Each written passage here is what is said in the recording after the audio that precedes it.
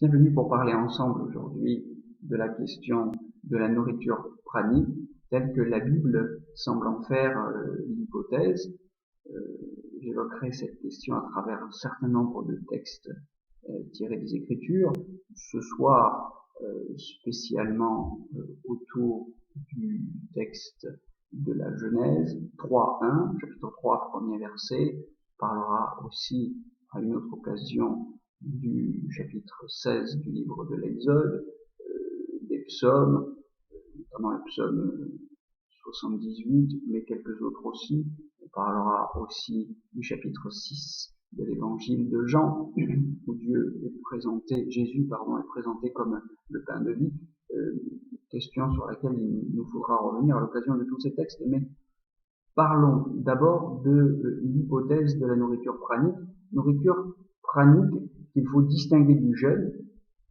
Le jeûne que je définis comme une abstention volontaire de toute nourriture solide ou liquide pour une durée déterminée, tandis que la nourriture pranique consiste en une abstention volontaire de toute nourriture solide et liquide aussi, bien sûr, mais pour une durée indéterminée. Cette hypothèse est probablement faite au chapitre 3 du livre de la Genèse, un livre que je lis habituellement, pour me répéter, comme un livre de conseils de prescription diététique, puisque, je le rappelle, il évoque différents niveaux de régime alimentaire qui vont du carnivorisme ordinaire à la nourriture pranique, en passant par le végétarisme. Alors, le carnivorisme, c'est le mode alimentaire de l'homme déchu après le déluge, l'épisode bien connu de l'arche de Noé, où Noé et Dieu redéfinissent les termes de l'alliance, l'alimentation carnivore étant autorisée pour les hommes, à condition, demande Dieu, qui semble dans ce texte en rabattre un petit peu de ses prétentions et de ses exigences à l'égard de cette humanité à la nuque raide, qui peine à s'élever vers la lumière, et qui s'enlise dans beaucoup de violence et de souffrance. Dieu, dans cette espèce de négociation avec l'humanité, demande quand même cependant à ce que l'homme ne se nourrisse pas du sang des animaux. Mais après Noé, l'humanité est autorisée à une alimentation carnivore. Ce n'est pas le cas dans les premiers chapitres du livre de la Genèse, et dans les premiers chapitres qui nous intéressent particulièrement aujourd'hui, Adam et Ève nous disent bien qu'ils ont cru comprendre qu'il leur fallait être végétariens, et même végétaliens ou véganes, comme on peut le lire au chapitre 1, verset 29, dans la rédaction du premier récit de la création. Je vous rappelle qu'il y a deux récits de la création dans ce livre de la Genèse, deux traditions, dont le récit nous a été conservé, mais elles disent, en ce qui concerne les prescriptions diététiques, la même chose. Sur ce point, elles sont convergentes. Dieu dit, voici, je vous donne toute herbe qui porte sa semence sur toute la surface de la terre, et tout arbre dont le fruit porte sa semence, ce sera votre nourriture. À toute bête de la terre même, à toute bête de la terre, à tout oiseau du ciel, à tout ce qui remue sur la terre et qui a souffle de vie, je donne pour nourriture toute herbe mûrissante. Ce qui signifie que ce n'est pas seulement l'humanité, mais tout le règne animal qui lui-même est végétalien. Donc, il semble bien que nous ayons là, dans ce texte, qui nous parle du Pardes en hébreu, du paradis en français, un texte qui nous parle du jardin d'Éden qui signifie les délices, la joie. Donc, il semble bien que nous ayons dans ce texte, c'est comme ça que je m'efforce de le lire, un ensemble de prescriptions ou une réflexion, si vous voulez, sur les conditions d'un accès plus facile à la lumière. Donc, concluons que nous avons là une diététique du bonheur qui, pense avoir compris Adam et Ève, est une diététique végétalienne. Mais le serpent, qui apparaît au chapitre 3, premier verset, ce serpent semble avoir entendu ou compris autre chose. Il dit à la femme, le serpent dont on nous dit qu'il était non pas la bête la plus méchante, mais la bête la plus astucieuse de toutes les bêtes des champs que le Seigneur Dieu lui-même avait faites. Il dit à la femme, ouvrez les guillemets, vraiment, Dieu vous a dit, vous ne mangerez pas de tout arbre du jardin, point de suspension, le serpent s'arrête ou Ève lui coupe la parole, puisque Ève, la femme, répondit au serpent, etc., etc.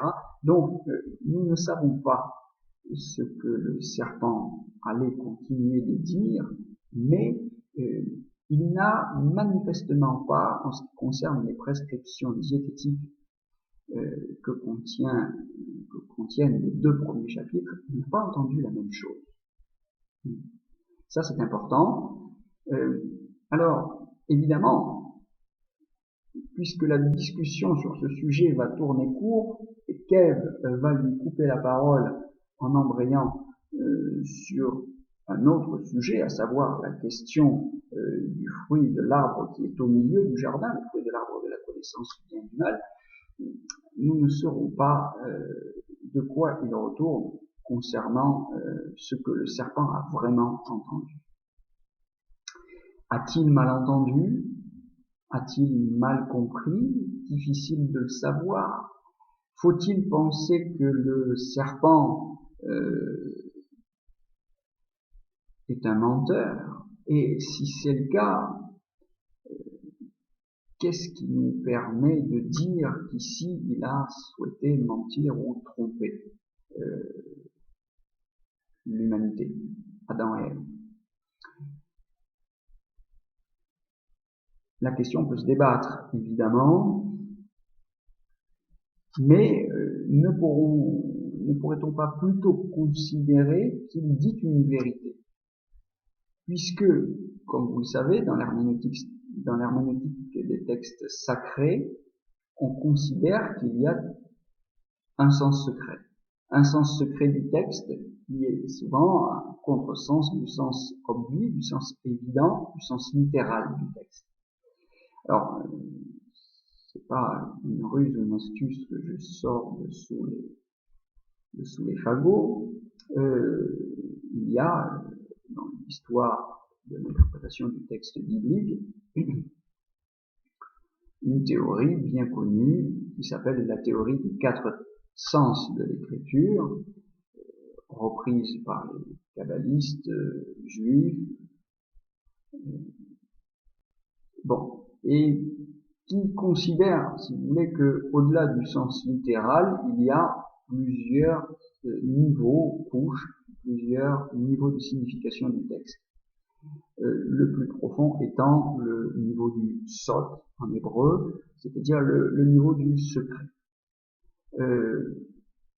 Comprenons bien que les symboles bibliques sont ambivalents. On ne peut pas se contenter d'une lecture, et c'est ce qui fait la richesse inépuisable de ce texte. Donc, on sait bien que à un certain niveau. Le serpent est le symbole du diable, diabolos en grec, c'est-à-dire celui qui se jette en travers, celui qui sépare, mais à un autre niveau, en hébreu c'est Shatan, l'obstacle, mais à un autre niveau, le serpent est aussi un symbole de la connaissance. La première chose qui est dite de lui dans ce texte, je le répète encore une fois, ce n'est pas qu'il est méchant, c'est qu'il est astucieux. Et comme vous le savez, ce symbole a pu être repris aussi bien par les Grecs, par exemple, que même dans le monde moderne, par les Occidentaux, comme un symbole tout à fait positif. Je pense par exemple aux deux serpents qui s'enroulent autour du caducée, et qui est le symbole, l'un des symboles de la médecine. Alors, dans cette optique, on peut penser que le serpent, symbole d'une haute connaissance, ne ment pas, mais dit une haute vérité, surtout si l'on s'avise que ce conseil est en cohérence profonde avec la mission que Dieu donne à l'humanité dans ce texte de la Genèse. À savoir l'idée que l'homme n'est pas là simplement pour satisfaire son appétit, sa gourmandise, il est essentiellement sur terre pour être l'intendant de la création.